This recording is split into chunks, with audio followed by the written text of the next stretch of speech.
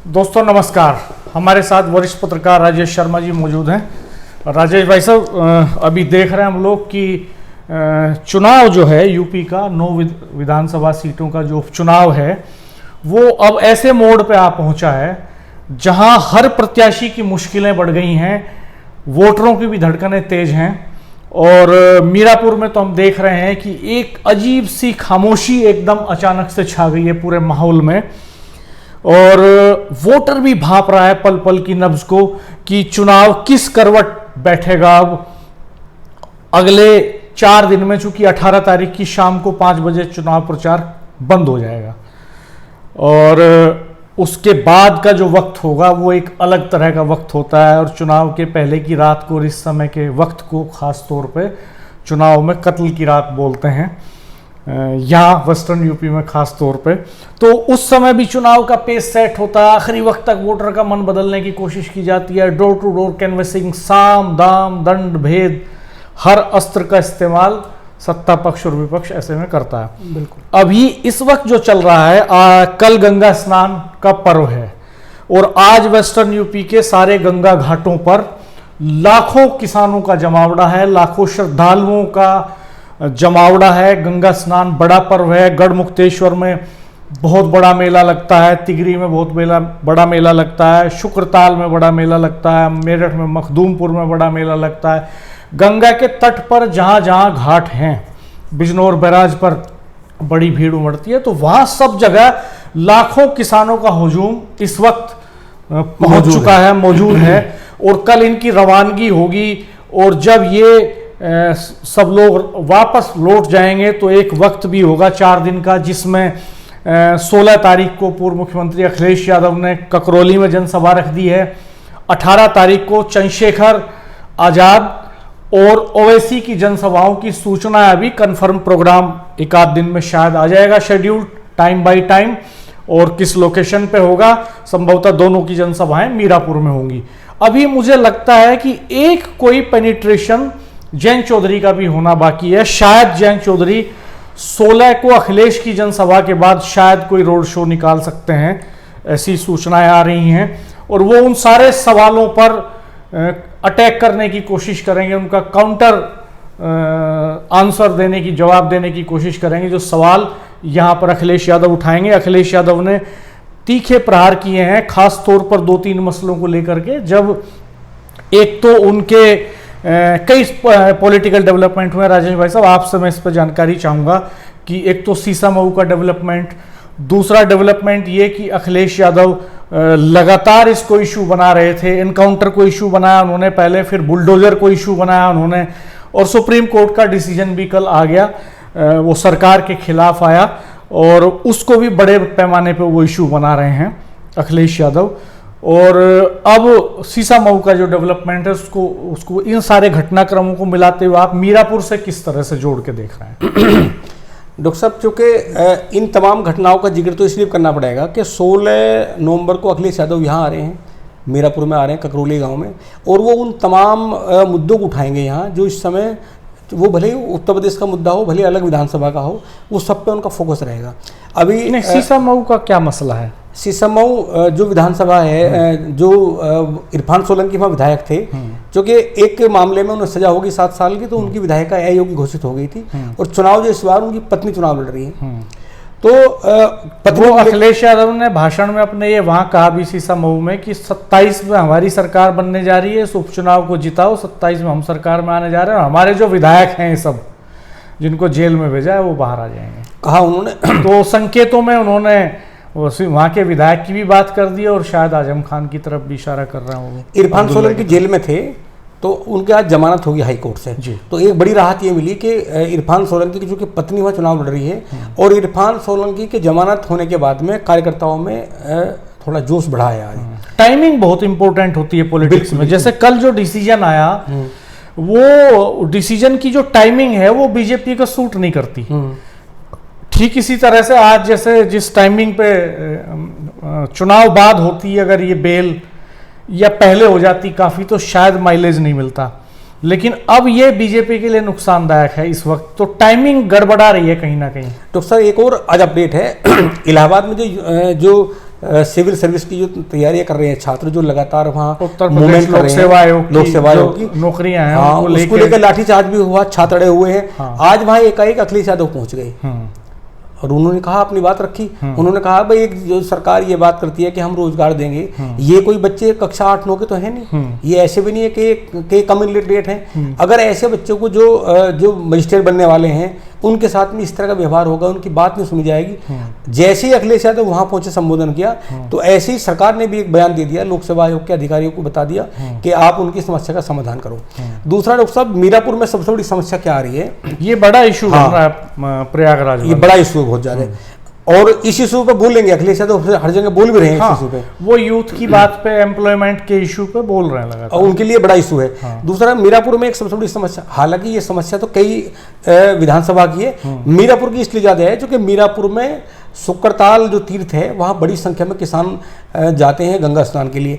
और डॉक्टर साहब, आप ये बताएं कि पिछले 8 दिन से वहाँ लगातार किसानों का जमावड़ा है, कल लौट जाएंगे, जमावड़ा है।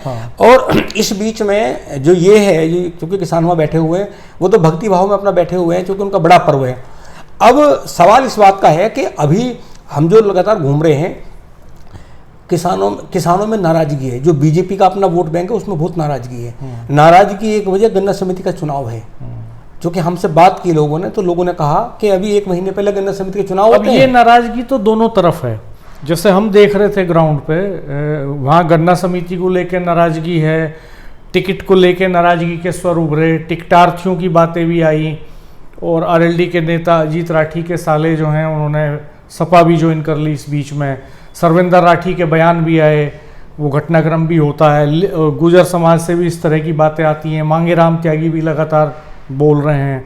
लेकिन ये स्वर विरोध के समाजवादी पार्टी के खेमे की तरफ भी हैं। हाँ, वहाँ भी ये बड़े पैमाने पर हो रहा है कि उनको बहुत जगह उनकी सभाएं जो हैं वो घरों में हुई हैं, सार्वजनिक स्थानों के बजाय। तो जब सार्वजनिक स्थान के बजाय किसी के घर या घेर में सभा होती है, तो उसी गांव में जो दूसरी अपोजिट पार्टीज हैं उनमें एक नाराजगी पैदा होती है, तो इसका नुकसान होता है बड़े पैमाने पर। सिम्बुल राणा पे मुकदमे हो गए, कादिर राणा के ऊपर मुकदमे हो गए।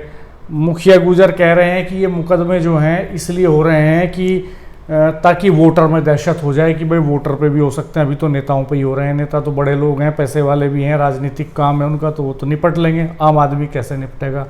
तो कुल मिला के इस पूरे एनवायरनमेंट में वोटर्स ने भी अब चुप्पी साध रखी है इस समय। आप देखो ना, ये जो अभी आपने बताई ना सपा वाली, सिम्बुल राणा वाली, आप देखो एक गांव में हम और आप थे, तो वहाँ 2 जगह प्रोग्राम होना था, तो पहले यहाँ जब इकरार हसन का प्रोग्राम दूसरी तरफ होने लगा, तो उन लोगों ने ट्रैक्टर रास्ते में खड़े कर दिए, बोले नहीं पहले हमारे यहाँ होगा, और अगर हमारे यहाँ पहले नहीं हुआ तो फिर हम प्रोग्राम नहीं कराएंगे। तो है फिर वहाँ सूचना ये मिली कि वहाँ प्रोग्राम हुआ नहीं, फिर इस वजह से वहाँ पहुंच बाद में गई अगले दिन वो फिर वहाँ। तो ये ऐसे डिस्प्यूट्स, ये परेशानियां बढ़ा रहे हैं प्रत्याशियों की लगातार।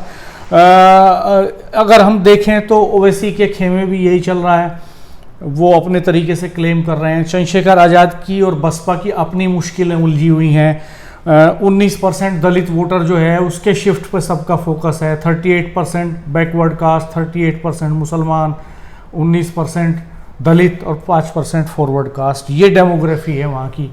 तो कैसे कौन किसकी तरफ आखिरी वक्त में शिफ्ट हो जाएगा, जैसे 2-3 शिफ्टिंग बहुत इंपॉर्टेंट लगती है राजेश भाई साहब मुझे। एक तो दलितों का रुख, वो डिवाइड हो जाते हैं सारी पार्टियों के बीच में, या वो यूनाइट हो जाते हैं। क्या दलितों को पीडीए का नारा लुभा रहा है? क्या दलित भाजपा की तरफ भी जा सकते हैं? क्या दलित चंद्रशेखर आज़ाद पे ही कंसोलिडेट हो जाएंगे, या मायावती के साथ कैंडिडेट के साथ भी जा सकते हैं? तो ये एक बड़ा फैक्टर है। दलितों के सामने चारों फोरम खुले हुए हैं फिलहाल। ग्राउंड पे हम देख रहे थे कि चंद्रशेखर आज़ाद से ज़्यादा इंस्पायर लगे लोग। अब दूसरा सवाल मुसलमानों का है, तो उनके सामने भी कई फ्रंट खुले हुए हैं। एक फ्रंट उनके सामने है समाजवादी पार्टी का, उनको लगता है कि आर्थिक, सामाजिक, राजनीतिक तौर पे कादिर राणा फैमिली स्ट्रॉन्ग है और इंडिया गठबंधन ही मुकाबिल है एनडीए के साथ, छोटे दल नहीं लड़ सकते। तो जब वो इस फॉर्मेट पे सोचते हैं कुछ लोग, तो उनको लगता है कि हमें इनके साथ जाना चाहिए। दूसरी तरफ इस फॉर्मेट पे भी कुछ लोग सोचते हुए हमें मिले जो कहते हैं कि नहीं, चंद्रशेखर आज़ाद के पास बड़ा चंक है हिंदू वोटर्स का, 19% दलित है, उसमें से मैक्सिमम चंद्रशेखर ले जाएंगे। तो अगर मुस्लिम वहां पे शिफ्ट हो जाए सारा, तो खेल बन जाएगा। अब इस पूरे खेल में ओवैसी के अपने क्लेम्स हैं कि वो कहते हैं कि हम, चूंकि वो बालिस्टर कहते हैं कम पढ़े लिखे लोग ओवैसी साहब को, और बाकी लड़के कहते हैं बैरिस्टर साहब, उनको लगता है कि वो उनकी आवाज उठा रहे हैं, तो उनका मन उधर भी पलटता है। अब रही मिथिलेश पाल की बात, जो बीजेपी आरएलडी की जॉइंट कैंडिडेट हैं, उनकी मुश्किल ये फंसी हुई है कि 38% मुस्लिम और 38% बैकवर्ड कास्ट, तो अगर सारा बैकवर्ड कास्ट मिल भी जाए तो बात नहीं बनती, चुनाव फंस के खड़ा हो जाएगा टक्कर पे, नेक टू नेक। अब जरूरी है कि इसमें कुछ प्लस हो, हालांकि ये भी एजम्पशन है, हाइपोथेटिकल है।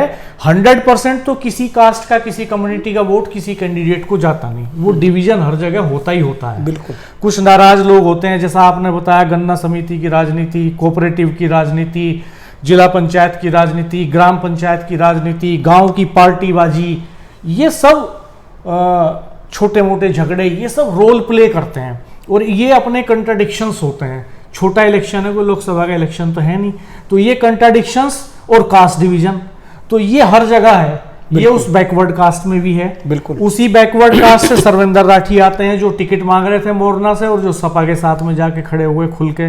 उसी बैकवर्ड कास्ट में जो 5% फॉरवर्ड कास्ट है, उसका रुख ये है कि उसी में से मांगेराम त्यागी आते हैं, जो मिथिलेश पाल को हराने के लिए मैदान में उतर गए पूरी तरह से मोर्चेबंदी करके। तो मुश्किलें कम मिथिलेश पाल की भी नहीं है, लेकिन उनके नजरिए से देखें तो उनको लगता है जैसे गुजर्स के बीच में डिवीजन ना हो, इसकी ये इस कोशिश में वो लगी हुई हैं। अजीत राठी के साले सपा में चले गए आरएलडी के नेता के, तो जाटों में डिवीजन ना हो जाए, ये रोकना उनकी चुनौती है। बिल्कुल, बिल्कुल। बैकवर्ड कास्ट का पोलराइजेशन कर लेके चली जाए वो अपने पास, ये उनकी चुनौती है। तो हर तरफ से हर मोहरा फंस के खड़ा हो गया। जैसे शतरंज खेलते हैं, तो शतरंज के खेल में कई बार ऐसे फंसते हैं मोहरे कि एक भी जरा सा इधर उधर हिला कि बहुत सारे गिरते चले गए धड़ाधड़। अब देखो राणा जी, अब और राजा 4 दिन बचे हैं अब चुनाव के, है ना? कल सब लोग, बड़ी संख्या में लोग गंगा तट से अपने गांव में आ जाएंगे। एक दिन तो उन्हें आराम से सस्ताने में लगेगा, हालांकि चर्चा वहां भी हुई होगी। आप ये देखो, अभी हम दलितों की बात कर रहे थे, तो ये तो माना जाए, जैसा लोग चर्चा करते हैं कि बड़ी संख्या में जो बड़ा वोट बैंक है दलितों का, वो तो आजाद समाज पार्टी को जाता हुआ दिखाई दे रहा है। लोग लगातार बातचीत कर रहे हैं, लेकिन आरएलडी के जो मंत्री हैं अनिल कुमार, वो भी तो लगातार दलितों को लगा रहे हैं, वो लालच दे रहे हैं, बहुत ज्यादा लालच दे रहे हैं कि भाई ये वाली योजना है, मेरे साथ आओगे मैं काम करूंगा। लालच तो नहीं कह सकते, लेकिन ये कह सकते हैं कि वो इन्फ्लुएंस करने की कोशिश कर रहे हैं, वेलफेयर स्कीम्स के बारे में उनसे भी लोग जुड़े हुए हैं। तीसरा क्या है कि सपा से मैं कल सुन रहा था, योगेश वर्मा जो हस्तिनापुर के पूर्व विधायक हैं, योगेश वर्मा वहां लगे हुए हैं, जो भी दलित समाज से वो समाजवादी पार्टी की ओर लगातार खींचने काम कर रहे हैं। अच्छा, जो अतुल प्रधान मुखिया गुजर हैं, अतुल प्रधान है, वो जो सेंधमारी है, जो लगातार चंदन चौहान वहां मीटिंग करा रहे हैं, जिन जिन एरिया में वो मीटिंग कराते हैं, अब वहाँ अतुल प्रधान और मुखिया गुजर जाते हैं। और वहीं इन्होंने जो है आरएलडी बीजेपी ने विनय प्रधान को लगा दिया है, वहीं उन्होंने सुभाष गुजर को लगा दिया है, वहीं उन्होंने देवेंद्र गुजर को लगा दिया है, तो वो भी काउंटर पार्ट वो जो है काउंटर करने की कोशिश कर रहे हैं। जहां जाटों की बात है, जाटों की, तो अभी सर्वेंद्र राठी का मामला था। अजीत राठी जो कि जिलाध्यक्ष रहे, लंबे समय से जुड़े रहे, अभी भी जुड़े हुए हैं, पर कहीं ना कहीं उनमें भी ऐसी भावना है कि यार हमें टिकट नहीं दिया गया, जो उनका वो हालांकि वो तो पब्लिक डोमेन में तो वो यही कह रहे हैं कि भाई रिश्तेदारी खत्म कर दी हमने, तो अब रिश्ता ही क्या बचा जब वो हमारे साथ नहीं है। लेकिन अब अंदर खाने क्या चल रहा है ये अलग बात है। और रही अब आरएलडी ने भी इसकी कोशिश की है, जैसे बीजेपी के जाट नेताओं को ने भी अपने जाट नेताओं को लगाया, वहाँ आरएलडी ने अपने जाट नेताओं को लगा दिया। वहाँ डॉक्टर राजकुमार सांगवान वहाँ जा रहे हैं, वहाँ जो है आपके उस दिन हमें मुकेश चौधरी भी घूमते हुए मिले, नकुड़ के विधायक वो भी लगातार वहाँ काम कर रहे थे।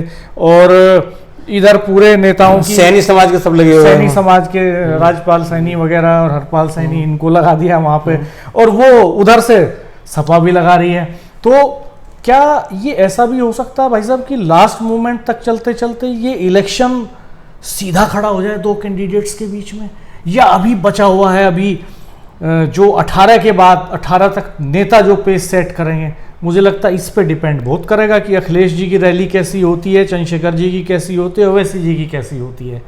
तो वो रैलियां मेंटली एक माइंड मेकअप करने में मदद करेंगी वोटर का। राणा ये जो तो 3 दिन रहा है, वोटर। ये जो 3 दिन है ना, अब 3 दिन मतलब कल 15 के बाद में, आज 14 तारीख होगी, कल 15 तारीख है, अब 15 में 15 तो- के बाद में जो 18 तक होगा, हाँ, 16, ये तय कर 17, देगा, 3 ये दिन। तय कर देगा। और मुझे लगता है कि 18 तारीख की शाम को 5 बजे ये तय हो जाएगा कि चुनाव फिर 2 के बीच में होगा। हाँ, चुनाव किसके बीच में होगा? हाँ। 3 के बीच में होगा कि 2 के बीच में होगा? वे और कौन किन दो के होंगे? बीच में हाँ, वे होगा? 2 कौन होंगे वो बताएंगे 18 तारीख के बाद में। हाँ। अभी तो कहना इम्पॉसिबल है, बिल्कुल। क्योंकि 16 की रैली और 18 की 2 नेताओं की रैली, इधर चंद्रशेखर आजाद की रैली होगी, उधर ओवैसी की जो बताया गया कि उनकी 18 को रैली है मीरापुर में।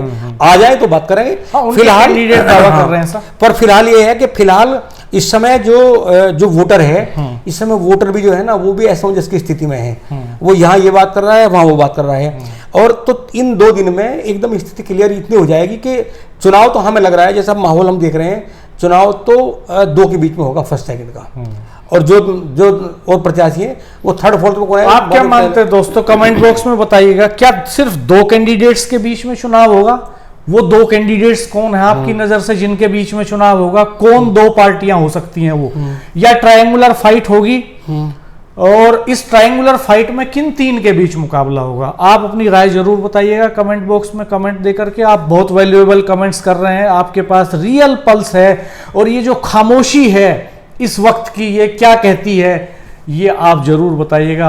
आप बोलेंगे तो रियल फीडबैक, रियल पल्स हम लोगों तक आएगा। हम लोग ग्राउंड पर लगातार घूम रहे हैं, अलग अलग सेगमेंट के लोगों से मिल रहे हैं, नब्ज भांपने की कोशिश कर रहे हैं, और हम आखिरी वक्त तक, चुनाव प्रचार खत्म होने के बाद तक भी आपको बताने की कोशिश करेंगे कि चुनाव किस तरफ जा रहा है। हम सर्वे भी कर रहे हैं, हम अपने नेटवर्क का इस्तेमाल भी कर रहे हैं, खुद भी ग्राउंड रिपोर्ट्स कर रहे हैं।